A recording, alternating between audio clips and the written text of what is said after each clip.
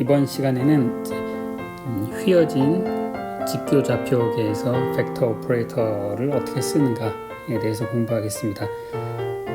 이제 휘어진 좌표축을 갖는 그런 좌표계에 대해서 공부를 하고 있고요. 그래서 벡터 오퍼레이터라고 하는 건 주로 이제 그레디언트, 그 다음에 이제 다이버전스, 그 다음에 컬 같은 것들을 대표적인 이제 커빌리니어 코디네이션, 실린더 코디네이션이나 아니면 이제 스페리컬 코디네이션에서 쓰는 방법을 공부할 거예요.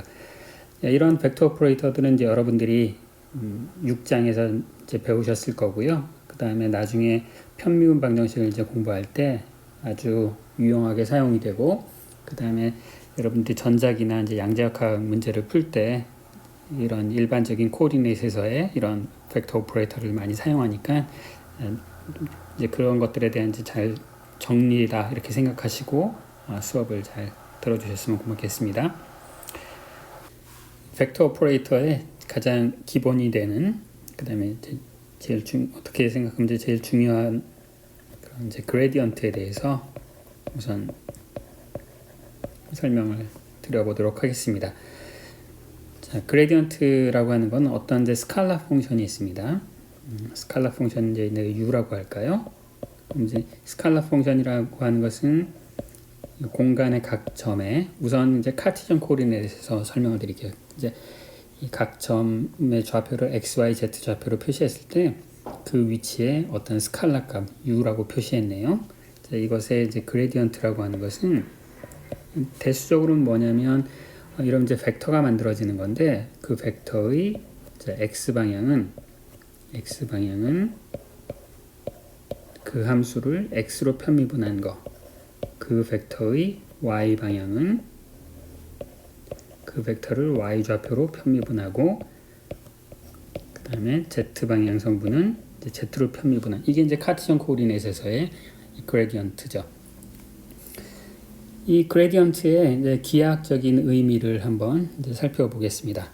우선 여기 3차원에서 표시를 했는데 1차원에서는 얘가 어떻게 되는지 한번 볼게요. 1차원이다 그러면은 여기 x축이 하나가 있는 거고요. 각 x에 대해서 이제 u 값이 하나 있으니까 그 u 값을 함수의 그래프로 이렇게 표시를 한번 해볼 수 있겠죠. 이게 u of x다. 이게 x축이다. 그럼 그래프를 아무렇게나 그려도 되겠는데, 자, 이렇게 합시다. 그러면 1차원에서의 이제 그레디언트라고 하는 것은 축이 하나밖에 없으니까 이제 1차원에서의 그레디언트는 x 방향에 이제 그 벡터가 되는데, 1차원이니까 벡터라고 해도 뭐 사실 의미는 없고, 그 u라는 함수를 이제 x로 미분하는 거죠. 그러면 이런 어떤 함수가 있는데 함수를 x로 미분한다. 이 미분의 의미가 뭐였습니까? 이 미분의 의미가 기하학적인 의미로는 어떤 내가 x라는 지점에 있는데 이 지점에서 함수 u를 미분한다. 그럼 그 미분이 뭐냐면 이 점에서 그 곡선과 접하는 이 접선의 기울기가 바로 미분의 기하학적인 뜻이죠. 그렇죠? 근데 그럼 이제 얘가 벡터가 된다고 했는데 그냥 방향성은 어떻게 되냐? 그러니까 여기서 보면은 이 기울기가 양수면은 이제 오른쪽으로 향하는 벡터가 되는 거고, 이 기울기가 음수면은 이제 왼쪽으로 향하는 벡터가 되는 거죠. 그래서 내가 만약에 이 지점에서 내가 그레디언트를 계산하시오. 그러면은 여기 이제 접선의 기울기가 이렇게 있고, 얘는 이제 증가하는 방향이네요. 양수니까 이 점에서 이제 이곳만큼의 이게 그레디언트가 되는 거죠. 그 지점에서의 함수 U의 그레디언트. 근데 만약에 내가 요 점에서 내 그레디언트를 계산하고 싶다. 그러면 여기 이제 기울기가 이렇게 되겠네요. 좀 훨씬 더 스티프하네요. 그러면은 요 점에서의 그레디언트는 이쪽 방향으로 겹치지 않게 그린 이쪽 방향으로, 기울기가 더 급하니까 좀 더 제가 길이를 더 길게 그렸고요. 그 다음에 이제 요 점에서의 그레디언트는 접선의 길이가 0이네요. 그러니까 이 점에서는 이제 0 벡터가 바로 그레디언트에 해당되겠죠. 그렇죠? 그레디언트는 1차원에서는 아주 쉬워요. 접선의 기울기인데 증가하면은 오른쪽을 향하는 벡터, 감소하면 이제 왼쪽을 향하는 벡터. 그래서 이제 1차원에서는 사실 이제 굳이 그레디언트라고 부를 필요도 없고 그냥 도함수 뭐 이렇게 얘기하면 되는 거죠. 그럼 이제 2차원에서는 어떻게 되는 거냐면 2차원에서는 내가 함수가 필요한데 x 값에도 의존하고 y 값에도 의존하는 이제 함수가 필요해요. 그걸 이제 그림으로 그리는 방법은 여러 가지가 있는데 1차원처럼 저렇게 그리기가 어려우니까 내가 이제 이런 방식으로 한번 표시를 해볼게요. 이쪽이 x축이고 이쪽이 y축이에요. 그럼 이제 u축이 필요하겠잖아요. 각 x, y에 대해서 u 값이 필요하니까 이제 u축을 하나를 더 그려야 되는데 여기서 그림으로 그리기가 굉장히 어렵네요. 그렇죠? u축을 그리려면은 여러분이 보시는 화면을 뚫고 나오는 방향으로 u축을 그려야 되는데 그게 너무 어려우니까 이제 시각적으로 그걸 표현하기가 어려우니까 그때 이제 표현하는 방식이 뭐냐면 이제 등고선으로 표시하면 되겠죠. 등고선. 등고선을 한번 표시해 봅시다. 등고선은 u 값이 일정한 것을 다 모아놓은 거예요. 그래서 예를 들어서 등고선을 내가 빨간색으로 한번 표시해 볼까요? 여기가 이제 u가 0이다. 0인 거고 여기가 u가 0, 여기가 u가 1, 여기가 u 값이 2가 되는 이제 이런 걸 한번 생각해 봅시다. 그럼 이제 아까 말씀드린 대로 이 화면에서 수직으로 뻗어 나오는 그 축을 만약에 그린다라고 하면 여기 산봉우리 같은 게 하나 딱 있는 거죠. 산봉우리가 아니라 이제 계곡이 하나 있는 거네요. 쑥 들어가 있는. 이게 그럼 이제 이런 함수가 있을 때 여기서 그레디언트는 무슨 뜻일까? 이제 그레디언트 계산하는 방법은 이게 바로 그레디언트를 계산하는 거죠. 그렇죠? 이 그레디언트의 의미가 무엇일까? 그러니까 예를 들어서 아까처럼 내가 이 지점에서 그레디언트를 계산하시오. 그럼 그레디언트는 저 지점에서 어떤 벡터가 될 텐데 그 그레디언트를 우리가 벡터니까 여기다 화살표로 어떻게 그려볼 수 있을까요? 한번 여러분 생각해 보십시오. 그레디언트를 화살표로 그려라. 그러면 어떻게 하실 수 있겠습니까? 이제 그것을 알려면 이제 그레디언트의 의미를 알려면 이제 여러분 6장에서 배우셨을 텐데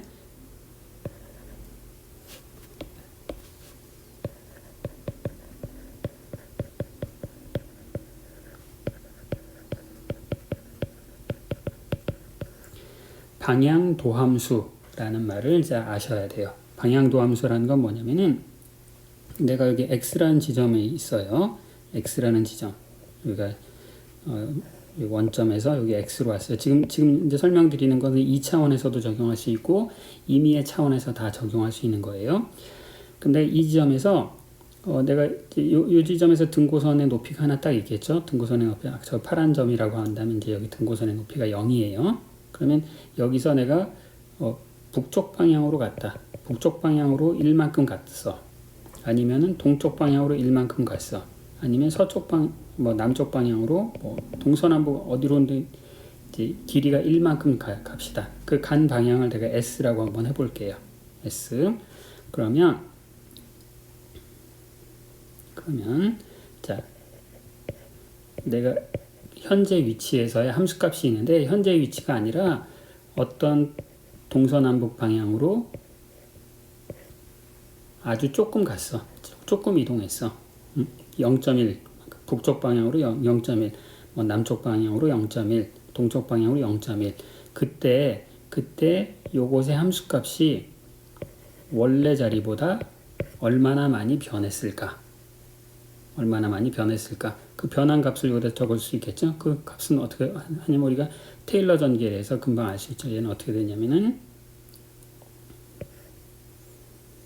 자, 내가 얘를 이제 성분별로 다 표시하면은 얘를 성분별로 표시하면은 x 더하기 입실론 길이가 1짜리인 벡터의 s 방향, 그다음 x 성분, 그다음에 y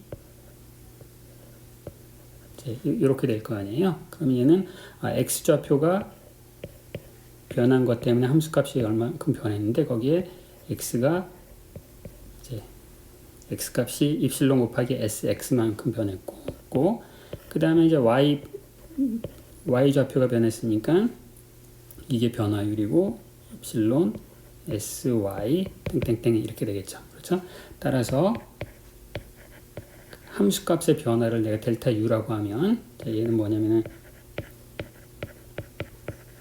s 방향으로 아주 조금 이동했을 때, 조금 이동하면 함수값이 얼마나 변하는가? 얘는 뭐가 되냐면은 입실론이 아주 작을 때 어떻게 됩니까? 어떻게 되냐면은 입실론 곱하기 요거하고 요걸 곱하고 요거하고 요걸 곱했죠. 근데 얘가 뭐예요? 얘가 뭐냐면은 그레디언트라고 부르기로 했죠. 여기 이게 그레디언트잖아요. 여기다가 누구를 내적한 거야? 여기다가 그 방향을 내적한 거죠. 그렇죠? 그럼 그레디언트는 뭘 나타내는 거냐? 어느 방향으로 움직였을 때 함수값이 얼마나 변하는지를 나한테 알려주는 거예요. 함수값이 얼마나 나한테 변하는지 알려주는, 그 방향으로 가면은 함수값이 얼마나 변한다. 그럼 이제 그거 우리가 이제 방향 디렉셔널 데리버티브라고 얘기를 하는데요. 그 방향으로 변했을 때 얼마나 이제 움직인가? 그러니까 이거는 얘는 이제 d 입실론 du가 뭐가 되는 거예요?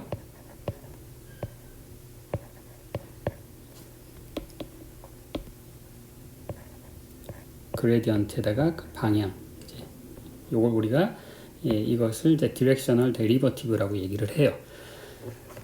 그레디언트의 의미를 이제 판단하는 제일 좋은 방법이 이거고요. 그럼 여기로부터 이 디렉셔널 데리버티브부터 금방 어떤 걸 알 수 있냐면은, 내가 만약에 그 파란 점이라고, 이 점에서 내가 이제 디렉셔널 데리버티브를 택해 볼게요. 내가 이 방향으로 옮겨가면서 함수값이 얼마나 변하나, 이 방향으로 변하나, 뭐 이 방향으로 생각할 수 있겠죠. 그럼 이 방향으로 움직였을 때 함수값이 변하는 걸 알고 싶으면 어떻게 하면 된다? 여기서 그레디언트를 계산하고, 그 다음에 이 방향의 단위 벡터 내적하고, 그 다음에 몇 거리가 얼만큼 변했는가, 이제 이걸 계산하면 된다는 거야. 근데 내가 요 점에서 등고선의 접선 방향으로 움직이면 어떻게 될까요? 등고선의 접선 방향으로 움직이면은 함수값이 변화가 어떻게 돼요? 등고선의 접선 방향으로 움직여 함수값이, 등고선을 접해서 움직인다는 얘기는 등고선을 따라서 움직인다는 거잖아요. 따라서 그쪽 방향으로는 함수값의 변화가 없어요. 디렉셔널 데리버티브가 0이야. 그럼 디렉셔널 데리버티브가 0이 되려면 어떻게 해야 돼? 그레디언트는 그 방향과 수직해야 되죠. 그렇죠? 근데 그 방향이 어떤 방향이야? 등고선과 접선 방향. 그래서 이것으로부터 우리가 이제 알 수 있는 디렉셔널 데리버티브의 성질로부터 알 수 있는 게 뭐냐면은, 이 어떤 스칼라 펑션의 그레디언트는 얘는 어느 방향과 수직하냐? 등고선의 방향.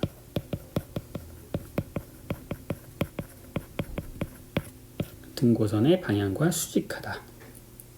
그러면 여기서 등고선의 방향이 여기니까 여기서 수직한 방향은 이 방향 아니면 이 방향이겠네요. 어느 방향으로 가겠어요? 그레디언트는 함수값이 증가하는 방향이니까 여기서 그레디언트는 등고선에 수직하게 이 방향이 되는 거예요. 이 방향.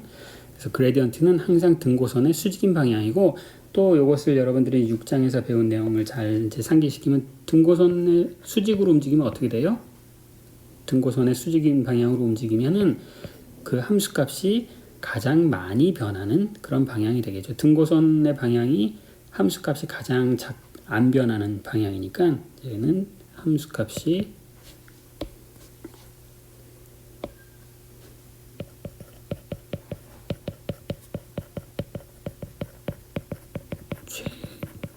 최대로 변하는 방향. 그러니까 여러분이 어떤 등산을 간다고 생각해요. 이게 산이라고 생각해 보세요. 여기 x, y가 있고 u 값이 각 지점에서 이제 산의 높이라고 생각을 해 보세요. 그럼 여기서 이제 그레디언트를 계산해. 그럼 그레디언트를 계산하면 뭐가 된다?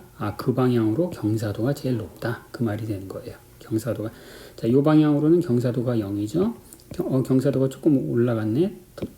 이거가 경사가 제일 높네. 그렇죠? 그래서 이제 그 그레디언트의 방향은 함수값의 변화율이 최대가 되는 방향이고,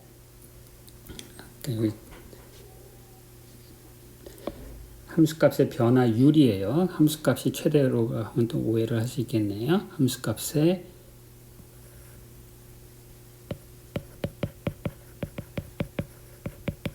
변화율이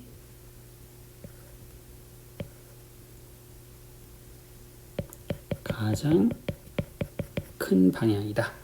자, 이것을 우리가 이제 디렉셔널 데리버티브의 성질로부터 우리가 이제 이해할 수가 있는 거죠. 그래서 이제 만약에 이게 이제 카티전 코디네이트에서 이런데 지금 이 성질이 그대로 일반적인 커빌리니어 코디네이트에서도 다 가능한 거예요. 그러니까 그레디언트는 어떤 거냐? 그레디언트는 그 디렉셔널 데리버티브로 한다고 했죠. x 방향으로 내가 움직였을 때 함수값이 얼마나 변하는가 그걸 나타내 주는 것을 그걸 나타내 주는 것이 그 방향의 그레디언트의 성분이고 y 방향으로 갔을 때 얼마나 변하는가 이제 그것을 y 성분으로 갖고 그래서 이것을 일반적으로 다 이제 확정할 수 있는 거예요. 여기 3차원은 이제 2차원에 한 거랑 이제 똑같은 내용이 되는 거예요. 3차원에서 이제 그림을 그릴 수가 없으니까 여러분 이제 마음속에 상상을 통해서 한번 해보십시오. 자, 그러면 자, 이런 이제 사전 지식을 가지고 커빌리니어에서 한번 생각을 해봅시다. 이제 커빌리니어라고 하는 건 뭐냐면은 그래서 이제 오소고나라고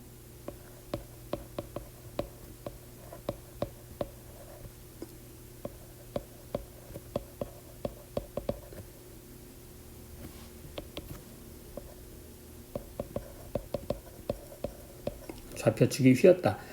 이래도 좌표축이 휘었다라고 해도 이제 우리가 앞서 배운 거에 의하면은 어느 지점이 있어요. 이 지점이 있으면 이 지점이 어떤 R이란 지점이 있다고 칩시다. 그러면 커빌리니어 코디네이트에서는 글로벌한 좌표축을 그릴 수는 없지만 각 지점마다 내가 수직인 세 개의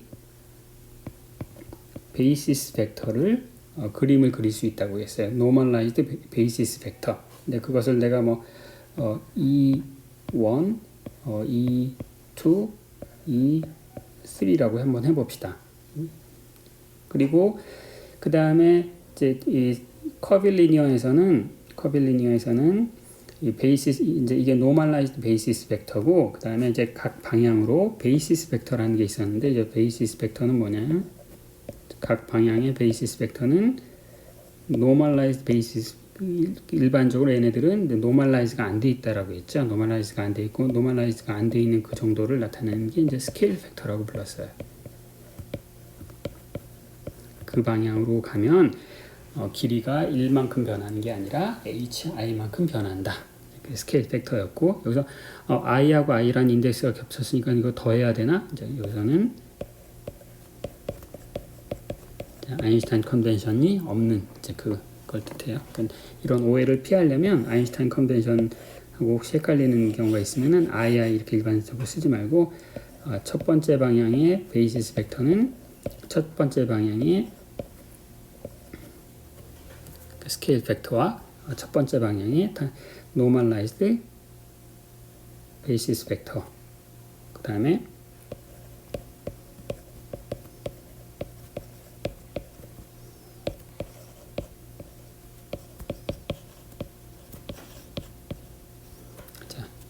이렇게 되는 거죠. 자, 그러면은 이제 이러한 이 스케일 팩터와 베이시스 팩터를 받는 그런 시스템에서 그런 어떤 이제 그러니까 이런 걸 갖는 좌표계를 내가 일반적으로 Q1, Q2, Q3라고 X1, X2, X3 쓰면 혹시 또 카티전 헷갈릴 수 있으니까 Q로 한번 써볼게요. 자, 그러면 이 어떤 함수가 Q1과 Q2, Q3라는 이제 세 개의 함수값의 변수에 의존한 함수가 있는 거죠. 그럼 이것이 그 좌표계에서의 그레디언트는 어떻게 되느냐? 얘는 어떻게 되느냐면은 얘는 뭐가 되는 거냐면은 자, 이 그레디언트가 방향 디렉션들을 다 모아놓으면 된다라고 해서 1번 방향으로 갔을 때의 함수값의 변화율은 어떻게 되는 거예요? 1번 방향의 함수값의 변화율은 Q1이 되는 거죠. Q1에 대한 이 파셜 데리버티브가 되고, 자, 요것이 1번 방향인데, 근데 문제는 뭐냐면은 1번 이 거리로 미분한 게 그레디언트인데 Q1이라고 했을 때 이 Q1은 이제 방향의 의미만 있는 거고, 그거로 Q1이 변했을 때 거리가 얼마나 변하는가는 여기 H라고 하는 이 스케일 팩터가 필요하잖아요. 그러니까 여기 스케일 팩터만큼 각도가 5도 변했다 그러면 실제 길이는 반지름 곱하기 각도 이렇게 돼야 되는 거잖아요. 그렇죠? 위치의 변화는 그 세타가 그 Q 값이 변한 것뿐만이 아니라 H 값까지 함께 생각을 해야 되는 거죠. 그렇죠? 그 다음에 이제 두 번째 방향으로는 두 번째 방향의 코오디네이트이 변한 것의 변화율에다가 H2로 나눠줘야 제대로 된 미분이 되는 거고 디렉셔널 데리버티브가 되는 거고요. 이게 되는 거죠. 자, 이것이 일반적인 커빌리니어 코오디네이트에서의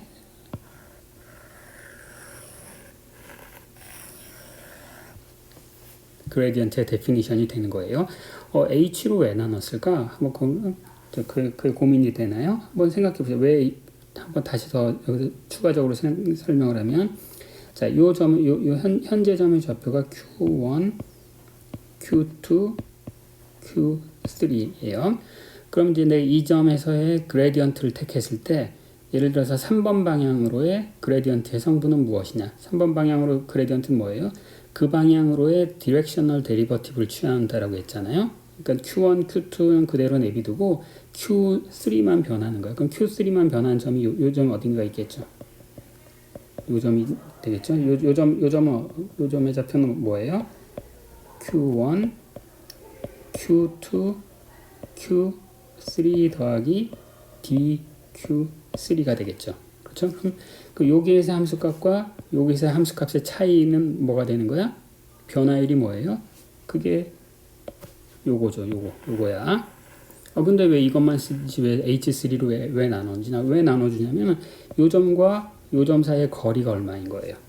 요 점과 요 점 사이의 거리가 그게 바로 스케일 팩터 H3가 되잖아요. 그렇죠? 그 거리에 대한 이 미분이기 때문에 단순하게 좌표 차이만뿐만이 아니라 이 거리에 대한 변화율이라는 걸 나타내주기 위해서 스케일 팩터로 이제 나눠주는 거예요. 자, 그럼 이제 이걸 가지고 이제 얘를 한번 계산을 해보죠. 얘로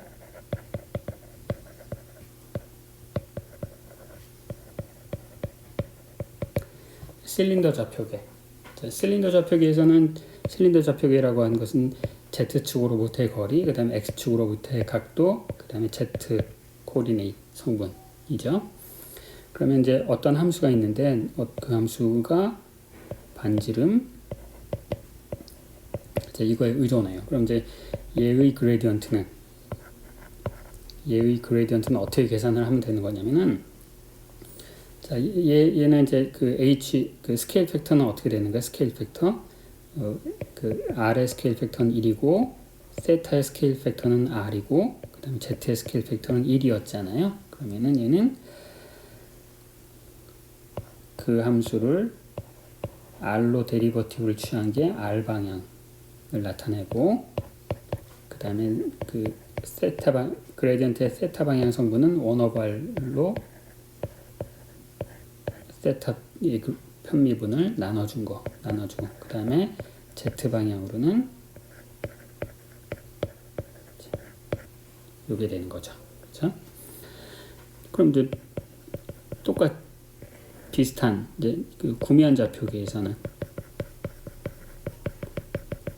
제가 여기다 그림을 따로 그리진 않겠습니다. 여러분들이 뭐 이런 좌표계 그림은 이제 좀 그리실 수 있겠죠.